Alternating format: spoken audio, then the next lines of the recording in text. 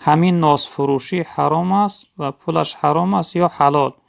خب حاجی ناز فروشه چخیل میشد؟ اکنون برادر عزیز، ناس یک چیزی است که بین علما خصوصا در عالم های همی وطن خودمون بین شده این مسئله جنجال است. بعضی از اونها حرام میگویند، بعضی از اونها مکروه میگویند.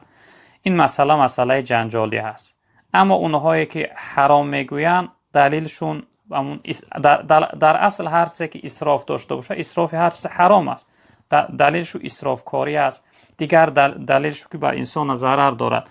اما استفاده بردن ناس از بس که درباره‌اش آیتی صریح نآمده است یا اینکه حدیث پیغمبر یعنی اثبات نشده است، ما بهتر است که از حرام گفتن مکروه گوییم، چون که برای حرام گفتن یا یک دلیل قطعی لازم است، یا آیت قرآن یا اینکه حدیث متواتر درباره این چیز یعنی آمده باشه.